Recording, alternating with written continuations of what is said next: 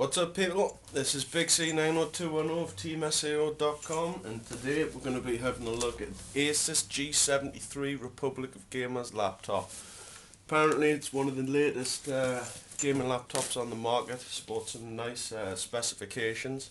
So we're going to get this baby unpacked, get it put together, see what we've got, and then give it a test run.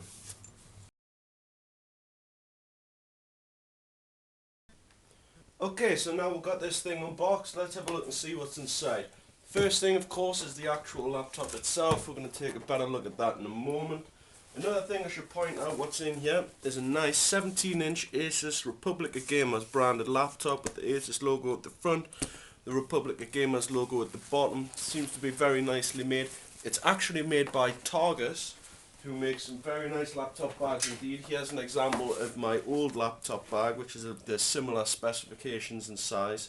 And so you can see they've just took the main design of that and then used it for customized, so to give a nice experience for this laptop. Another nice thing which has been thrown in is the official Asus Republic of Gamers gaming headset, which has got your usual stuff like volume control on and things like that. This is not a USB headset, so for all you people who get problems with TeamSpeak and stuff like that, you're not going to have these kind of problems because it's excellent audio quality, but it's not USB. Right, let's take a look inside, see what we've got.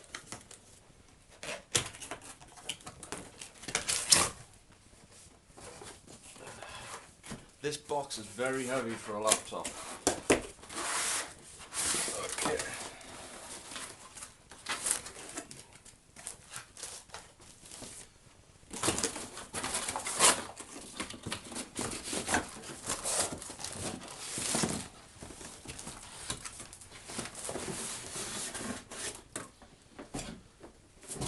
So, inside the box we've got the actual, all your driver discs, your manual, an LCD cleaning cloth, which might be a little bit overkill, a user manual in case you can't work out how to play games. You've got your driver and utility disc, which is your usual jizz. Your warranty card, which is obviously very important. Asus G73 comes with a 2-year warranty as standard, but you can buy an extra year's warranty straight from Asus, which I've personally opted to do. If you're making an investment like this, you want it to last a long time. And then we've got the Express Gate manual, which we'll go into later on if we get round to it. Okay, pulling the laptop out. Here it goes. I don't know about you guys, but there was a review on BitTech not long ago. Well, it was a preview actually of the Republic of Gamers laptop, and all of the shell was made out of a very grey, thin plastic. And one of the reviewers on BitTech says that the only thing which let it down was the plastics felt kind of flimsy and stuff like that. Well, I can tell you for the actual release model, it's black like this, and I must say, let's have a quick feel. This does not feel flimsy at all. This feels very solid, and it feels like there's no parts. I mean, the monitor's got very little move on it. You move it, it stays in position. This doesn't feel flimsy at all. Another thing, we've got the keyboard. If you look, I'm pushing down on the keyboard, and there is no bend. It feels very solid. There's no wasted space in there. And it just generally gives a good feel of the build quality. We've got the usual badges. We've got a Core i7 badge, we've got a Windows 7 badge, ATI Mobility Radeon HD 5870 graphics, and it's got EAX Advanced Audio HD 4.0. Okay, what we're going to do is going to take a rain check and take 5. I'm going to do some stuff like, for example, put the battery in. If you check out the grill on the back, those grills are part of the airflow system, which is key to this laptop. I'll go into more of that later on, and there'll be more on the website about that, on how the cooling system is very unique, where it sucks the air from the front, comes along the front and then up the sides, comes up the sides and then out the back, and it helps keep the whole system cool as well. And also, this might look quite silly in the sense of it's hanging out the back, but if you imagine the screen was at the actual back, it would pull everything back and you would be quite further away from the laptop, so at least this cooling solution's actually out the way. Anyway, we're going to put the battery in, we're going to get some charge on the go, and we're going to have a closer look at it and see what we think. Oh yeah, one more nice little thing I just found out. When I went to open up this box, which is of course for the battery and the power pack and other stuff, we've got a nice little thing here, Republic of Gamers branded. Let's open it up, take a look what it is. Indeed, it is very, very nice Asus Republic of Gamers adjustable laser mouse. As you can see, it's got adjustable DPI, buttons on the side. It's a wired mouse, which some people complain about. If you're a serious gamer, you want a wired mouse. You don't want any input lag, you don't want any hassle, you don't want any crap. So very, very nice. It's got a very nice rubberized feel to it as well, especially considering they've already thrown in a headset, a gaming mouse as well, and a bag. It's a very, very, very nice package.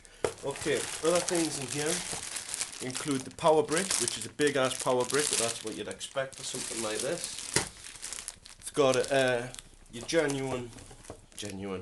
your general wall plug, obviously that'll vary on country, and it's got the big ass 8-cell battery.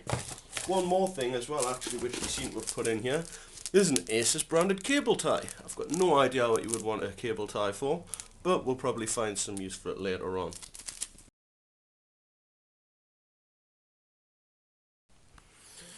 Okay, now that we've got this all put together, let's have a look at it up close and see what it's really got under the hood. To start with, on the right hand side, you've got an SD, an SD MS Pro card.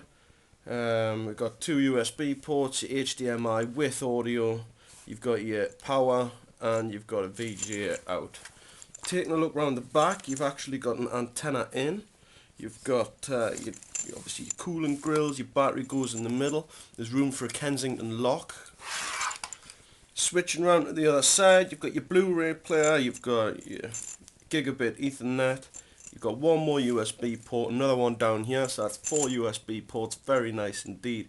You've got your headphones, and then you've got your microphone. Switching around to the front, you've got LEDs for your battery power, your charging, your hard drive activity, and your Wi-Fi activity. Flipping her open, having a look at the other features, you've got a massive touchpad here, which I think it's actually a multi-touch touchpad, but I don't know, we're going to have to check that later on when we get in there. We've got your usual touch bar. Notice this is not 2 individual buttons, it's just one button.